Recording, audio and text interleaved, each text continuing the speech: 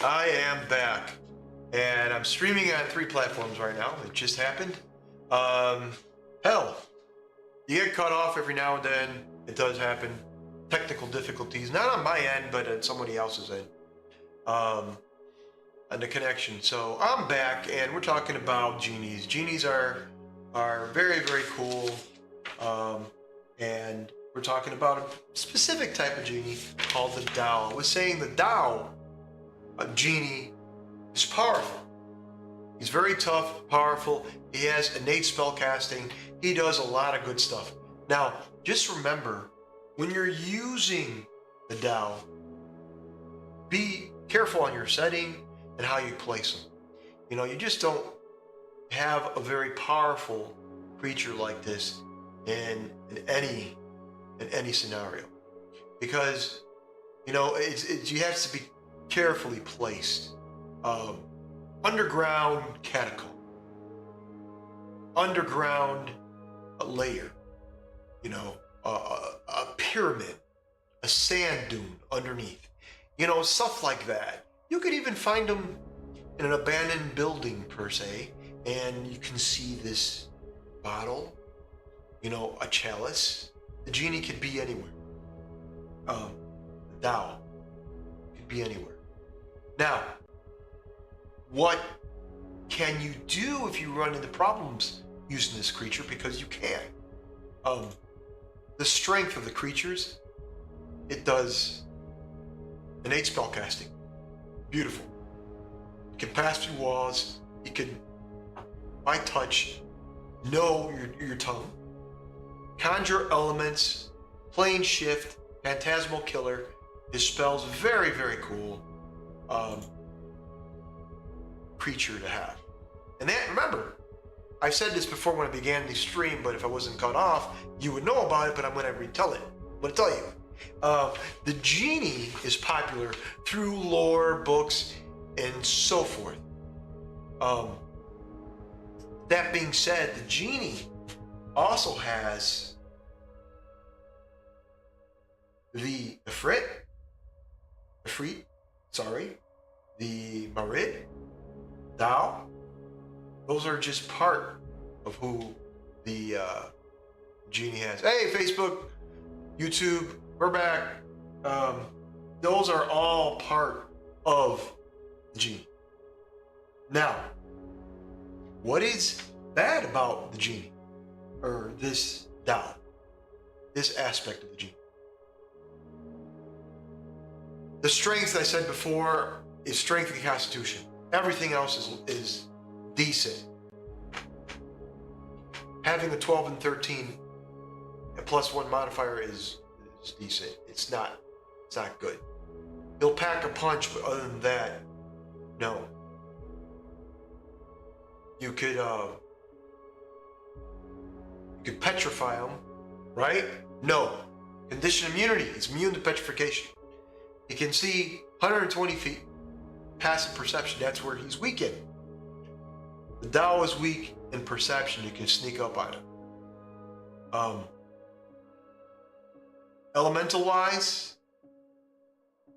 he's powerful. If he dies, his body disintegrates into this crystalline powder, and he leaves behind the equipment that he was carrying. I mean, I don't know about you, but that's kind of weakness that the Tao has. Want to check my levels here, streaming wise?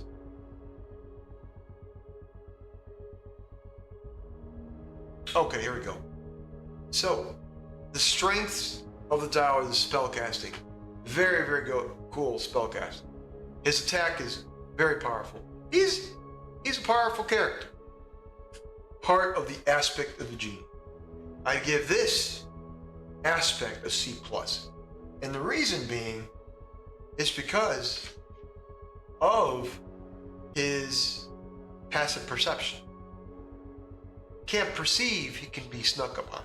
You can sneak attack this guy easily. And that's if you get to him.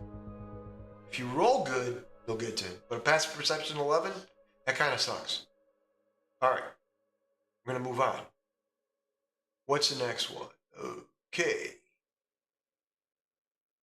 Let's look at the chaotic good genie. The one we know out of lore. Okay. First off, the genie,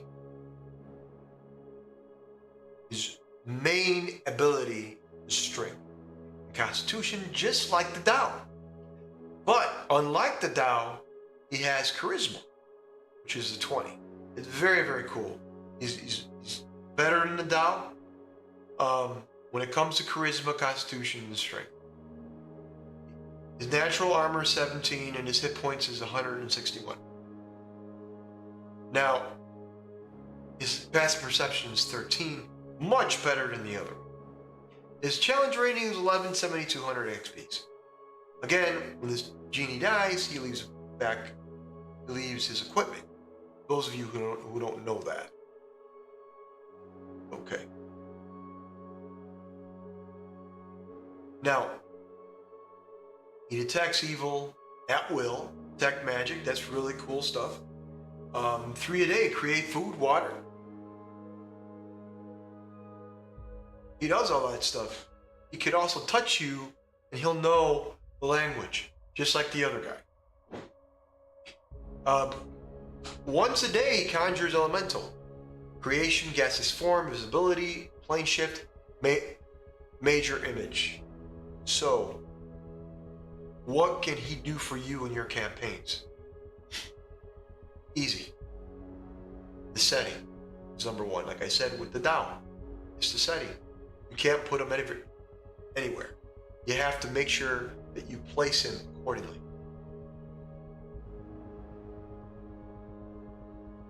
Okay, so his multi-attack is really good. And he carries a scimitar. He has a bushy black beard and a feather that he wears in his hat. And he has this loincloth, and he's got various daggers, almost like an Arabian Knight. If you want to look like an Arabian Knight, he has purple skin. That's what he looks like.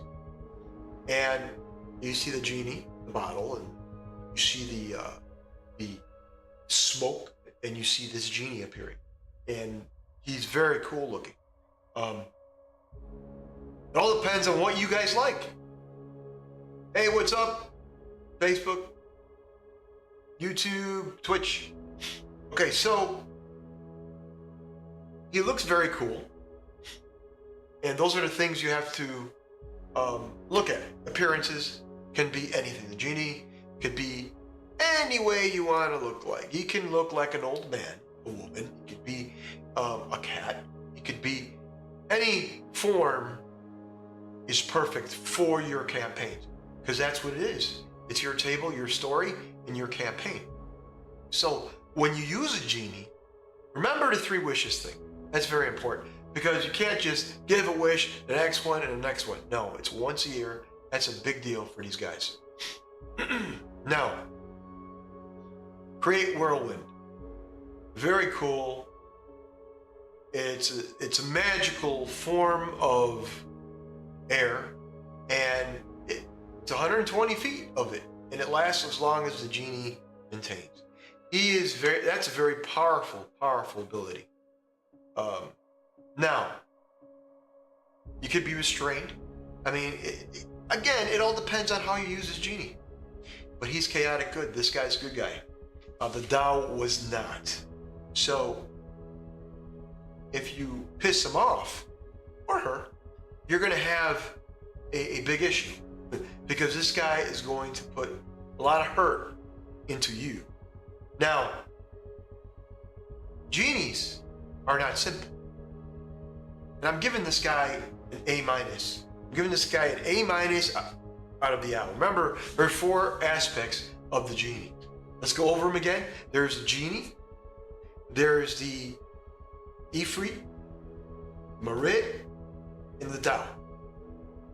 Okay, the Tao, it was more of an evil genie. Then there's the genie itself, which encompasses the genie we know of lore and film. I give this guy an A- because I don't see anything that's very weak in this character. His stats are good. He's a great character to have. And you guys could literally play this creature in any of your campaigns. What do we got next? Let's go look at the Efreeti. Efreeti.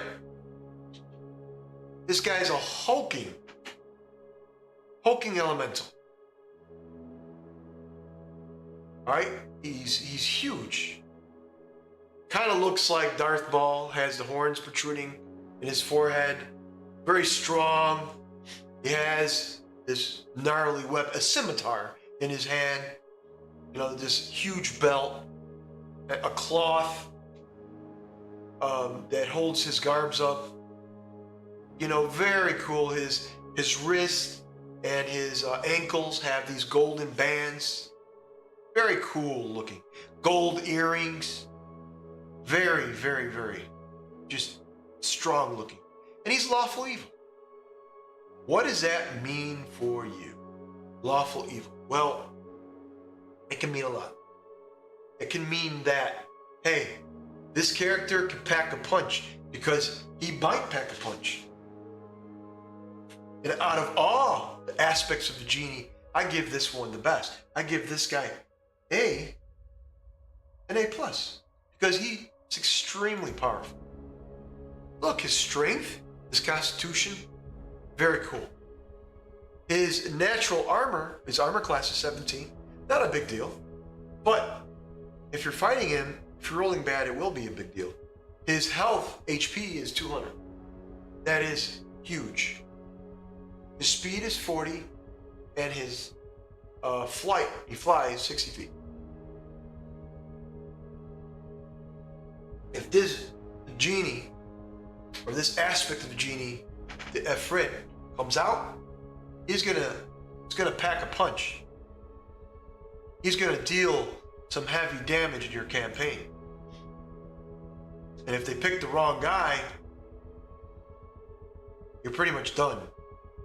Again, just like all the other genies, they have elemental demise. They die, all their equipment is boom. And all their wear and stuff lies. They leave it behind. And this guy has innate spell casting. The only thing I see that this guy is weak in is his spell casting at will detect magic. Out of all of them, the other ones had more at will abilities, but this one just detect magic, but not a big deal. Because once a day, he can conjure elemental, gaseous form, invisibility, major image, plane shift, a wall of fire. He doesn't even need that because he could pack a punch and knock you out. The Efreeti has 2 scimitar attacks. He hurls a flame twice. So you're looking at a pretty strong character there. With his scimitar can knock you out with a +10 to hit you. So in your campaigns, you have to remember how everything is. You got to remember that when you're dealing with a character like this, be on your toes and use them well. His attacks are great. His magic, not so much. But his attacks are great. He's a great fighter. And he can hurl a flame. And he can use his flame twice. Or use his scimitar twice. He has a range attack of +7. 120 feet. That is massive. 5d6 fire damage. I don't know about you, but that's pretty cool. All right. We're going to move on. I give the Efreeti, I give him an A+. Excellent. uh, aspect of the genie. Okay, next up, the next aspect we have the Marid. Sorry. Marid, this guy, he comes from an elemental plane of water. They are very, very powerful. And this guy is chaotic neutral.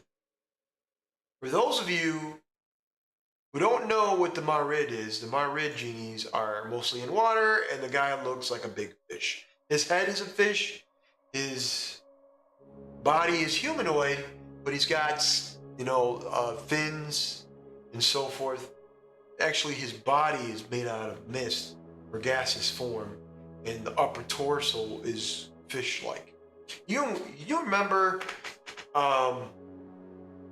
the older movies where they had this humanoid fish guy coming on the Black Lagoon type of thing? You know, this creature comes out, fish head, body, humanoid, gills, and so forth. This is how this creature looks like. This aspect of the genie. He's ugly, but he's powerful. His strength is 22. His constitution, 26. Strength and con, intelligence and charisma are decent, but his strength and con, or con and strength, is very good. Again, natural armor, 17. Hit points, 229. That's excellent. That's more than excellent. But there are some qualities this guy has that I want to talk about. What's good about him? Let's take a look. He's resistant to acid, cold, and lightning. That's cool, right? Senses, blind sight, dark vision, passive perception, 13, decent, right? Challenge rate, 11, 7,200 XPs if you're playing with XP and not milestone. He's amphibious. The Marid can breathe air and water. Okay, cool. Awesome. Amazing at will. Destroy, create water, detect evil, good detect, purify, drink, all that stuff with detection. Now, his innate spellcasting at will, like I just said, is great. 3 a day. Tongues, water breathing, water walk. Conjure elemental, water, control water, gaseous form, invisibility, and plane shift. Again, very similar to the others. Now you have a trident, and he makes 2 trident attacks. Now, I don't know about you, but if you're getting attacked by this Marid, which is another aspect of the genie, he can pretty much knock you out. Knock you the hell out. Just remember that. You know, this Marid aspect of the genie is going to knock you out. This fish-like genie comes out of a bottle and he's going to knock you out. Just like that. Because this guy is not he's chaotic neutral. They're going to have to roleplay really well with this guy. And his trident attacks, plus 10 to hit, 2d6 plus 6. Piercing damage. That's amazing. His target, water jet. He can shoot water. Fantastic. He's powerful. But there's some weaknesses. Let me go over them. His weakness is fire. You can take a look and say, yeah, he's resistant to acid, cold, and lightning. But fire, right, and water do not mix. He can be knocked down. And how do you do that? Well, how do you deal with a creature like this? See, the fire you can use in the water, the fire very easily can overcome his ability of water. Yeah, a lot of water, a lot of fire. They go head to head. It's like a sword and shield. They work against each other. But by doing that, you have other party members that have magic, that have strength that can take them out. If you have a great party that surrounds this Marid, this aspect of Genie, you could knock him the hell out. He won't be easy, but you could knock him out. He has something. He could swim.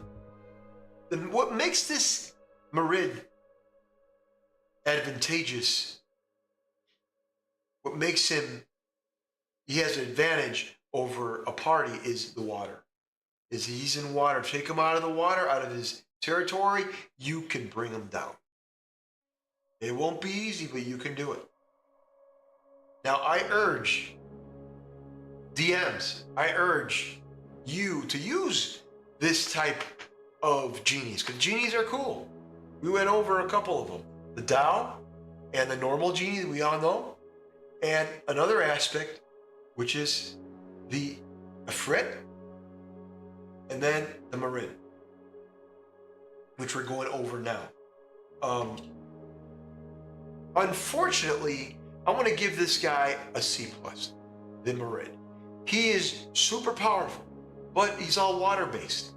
So the reason why I'm giving him a C+ out of the others, I gave them high ranking, is because he's limited to what he can do.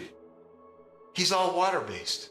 So you can't put him anywhere else. You could. You're going to take him out of his element. But do you really want to do that? Let's say you have a party that's going through a forest and you see a lake and they find a genie's bottle. The Marid is locked inside. Comes out. Water is around him. There you go. You have a good combat scenario. But just remember, whether you like it or not, these scenarios is what makes Dungeons and Dragons. These combat scenarios, and make them fun. So why would you want to take a fish out of water? Answer questions? Why would you want to do that? You know, this Marid, the aspect of the genie, yes, he has a lot of hit points. Yes, he has great armor. But if you put him out of his element, he can't do water jet. He can't do a lot of his at-will spell casting. And he can go invisible and plane shift. Yes, he can do all that. But why would you want to take him out of his element? Those are one of the things you have to realize as a DM and as a player that, hey, you know, you are in a mountainside, you're going to deal with a lot of creatures of that area, that element, that environment.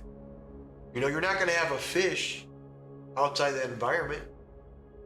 I mean, you could. It depends on the DM now. Get into that little freaky deaky stuff. You know, have a little water bowl or a fish tank, and this Marid comes out, and he starts doing things. Starts doing things magically. Oh yeah, he lives in a fish tank. I mean, you can do something like that. It would be hilarious. It would be.